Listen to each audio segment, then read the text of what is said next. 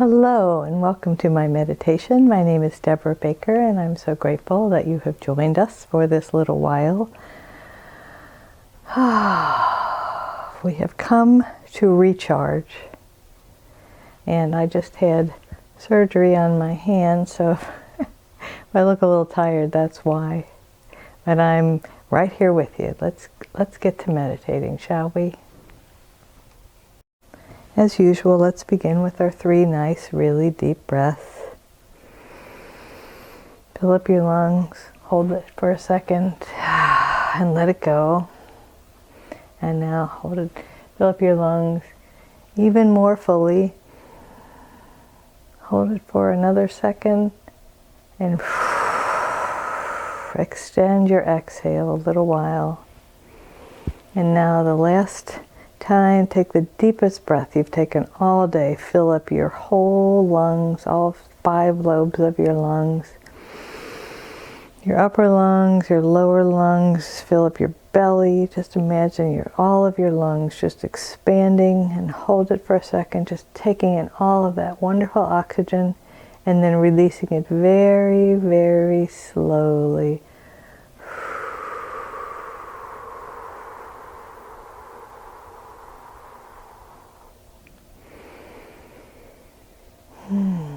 So we are going to focus on recharging today. And let's begin with our bodies. So in order to recharge, we need to rest. You can't recharge a battery without taking it off of whatever it's doing and putting it on the recharger.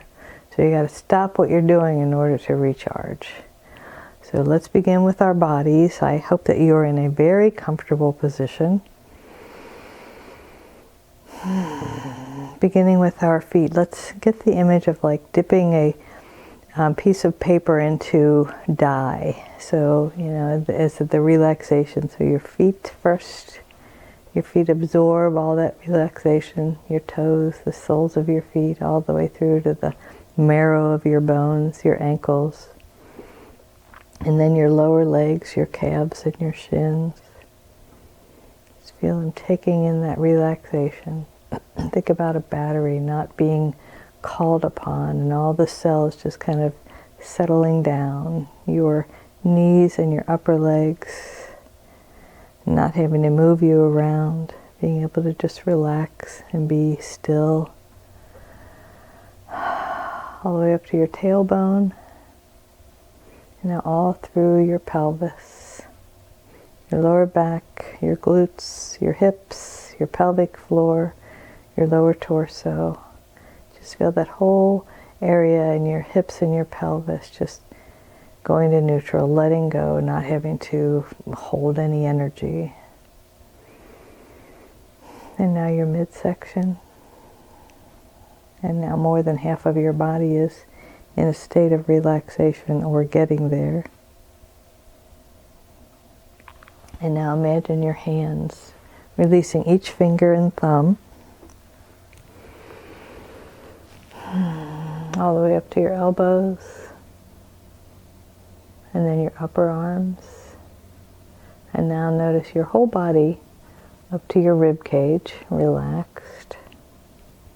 And feel the relaxation spreading through your rib cage, front and back and sides. All the way up to your shoulders, your neck. Feel how wonderful it feels to have your neck relax, your jaw, all around your ears, all the way through your head. Asking your brain to please relax as well. And if your brain relaxes so much that you don't hear a word that I say for the next 18 or so minutes, that is time well spent. Congratulations. It's all about letting go. So just settle in, let go of any thoughts, any to-do lists, any concerns. So the ancient peoples, as we talked about last week, feared the winter solstice because it was getting so dark, and it kept getting darker and darker, and You know, we tend as people to have a natural fear of the darkness. You know, we don't know what's there, so we don't know if we need to protect ourselves or not. And so let's imagine that we know that the darkness is safe, that the darkness is just blessed, peaceful stillness. Imagine that you are in a really safe place. And I have this thing about dark skies. I love going to places where they have no light pollution. And so imagine you are at this place where there's no light pollution and you see a gajillion stars. And so even though it is completely dark around you, you see that there is still energy, there is still life. And you know that the darkness is safe. And even if it's cloudy and you can't see any stars, you know they're there.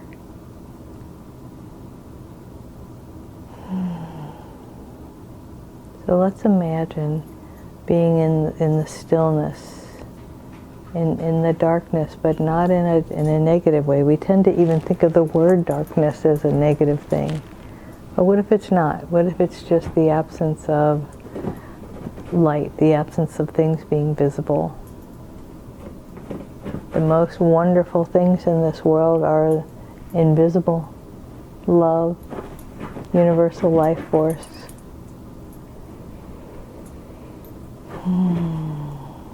The one presence, the one power. So let's imagine ourselves in this blessed, safe darkness. I apologize, that is Daisy. Daisy. Daisy. Good girl. Blessed stillness. So sometimes when we recharge, we have some things we need to release. Think about like static electricity. So let's imagine in the next few breaths having a little bit of silence and just allowing the static electricity, the idea of static electricity, because what happens, you know, you touch a light switch and you get a spark and then it's gone. So let's let go of whatever no longer serves us. I'm going to have some quiet for you to just let it bubble up. Whatever it is, don't judge it. Don't think about it. Just notice it.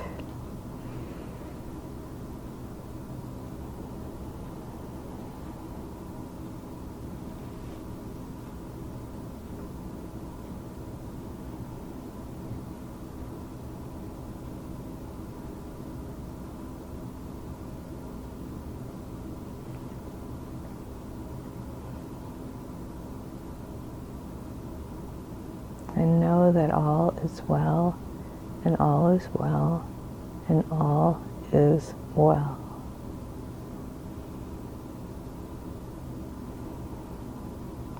The guides are suggesting that we take a moment to consider everything we do to avoid recharging. We get really busy. We talk. We over-plan our lives. We overschedule ourselves. We run late. You know, and maybe you don't do any of those things, but we all have our own ways of avoiding that release, that recharge. I don't know what it is about human nature that we kind of subconsciously avoid what we need. Maybe it's this idea of keeping ourselves safe.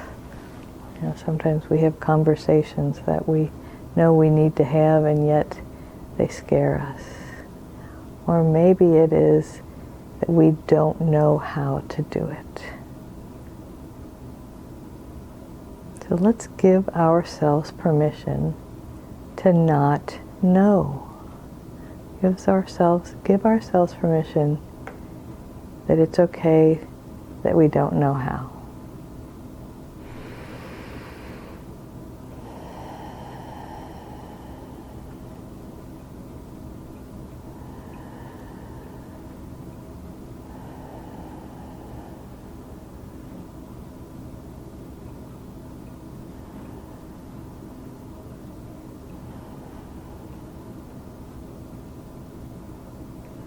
Because the good news is we don't have to know how to do anything, because God knows. Our higher selves know. The energy of the universe already has the code for it. And if we are called to do it, it will be revealed to us. So we love and accept ourselves exactly as we are,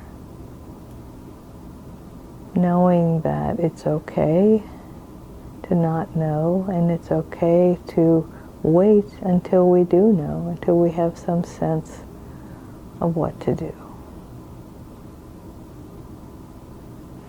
I was given advice years ago that said, if you don't know what to do, do nothing. And you know what I missed about that little pearl of wisdom is the power in doing nothing. There is so much power in doing nothing. I didn't realize it at the time. Doing nothing is a blessed, blessed place to be, a sacred place.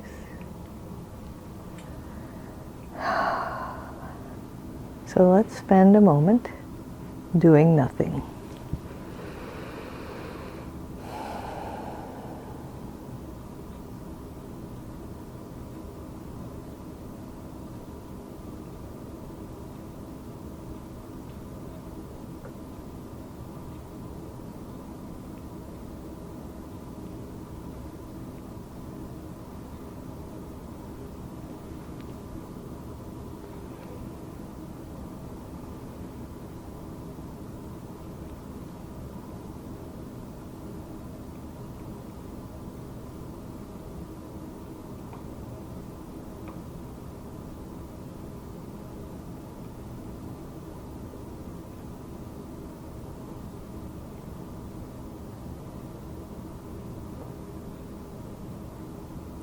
When we are doing nothing, do you know what is happening? We are being.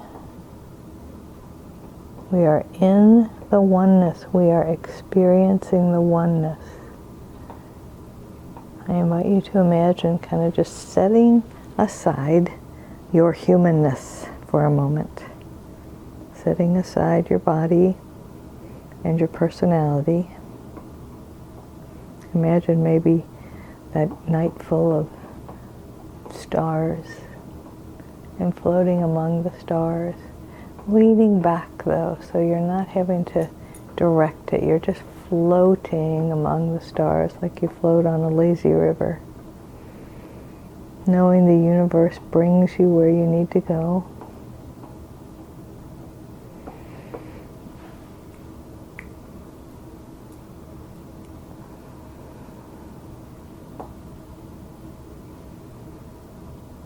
Knowing that all is well.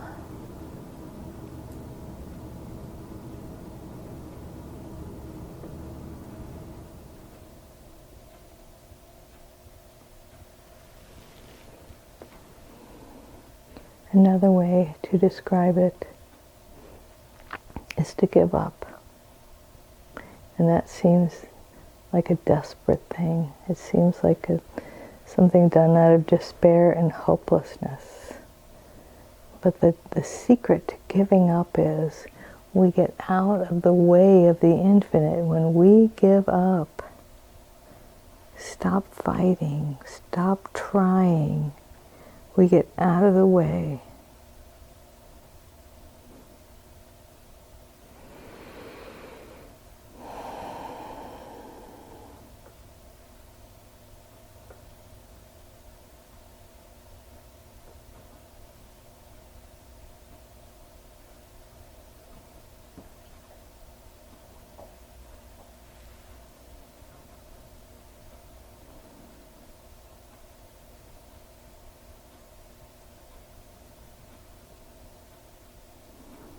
deserve the chance to give up, a chance to let go.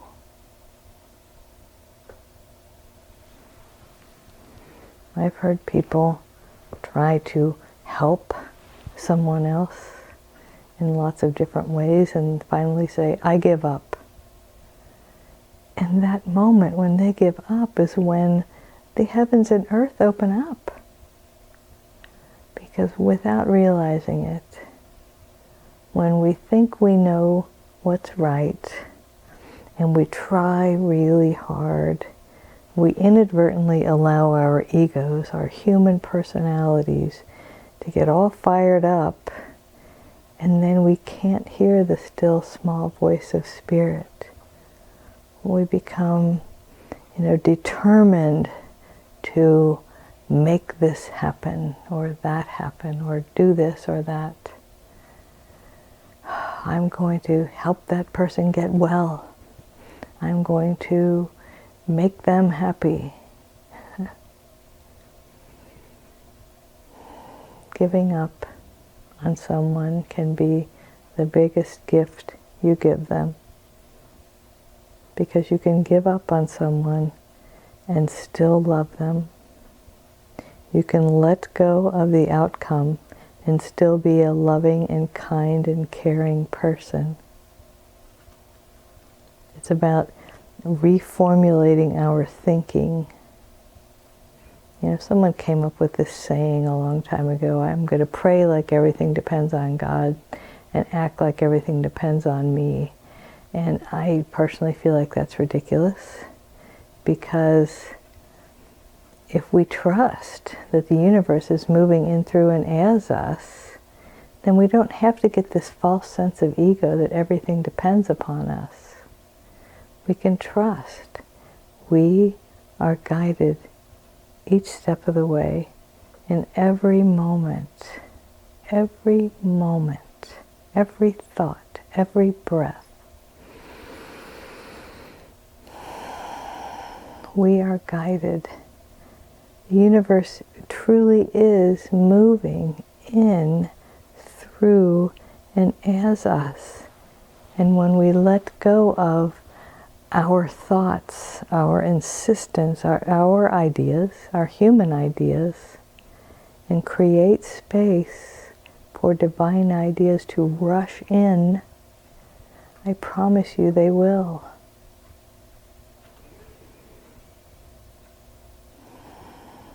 Letting go and being still. Imagine being in the peaceful, blessed, blissful darkness of a silent night.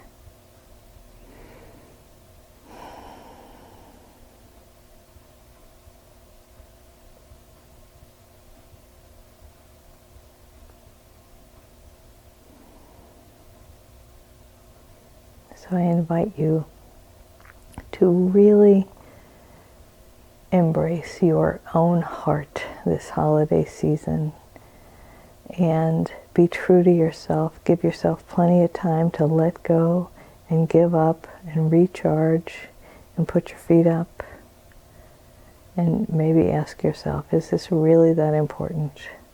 Do I need to have 6 different kinds of cookies made for the family, or will one batch suffice? I invite you to let go of your expectations of yourself and everyone else, and allow Spirit to rush in and create a wonderful week for you this week. And I thank so many of you have told me that you are praying for me, were praying for me before my surgery and as I am during the recovery phase, and I thank you so much. We are truly, truly blessed, aren't we? We are. So thank you again for joining me. And tune in next week when we should have a different version of this, apparently.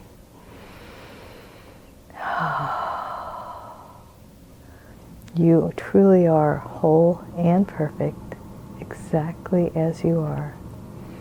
Let's take one more deep, deep breath together.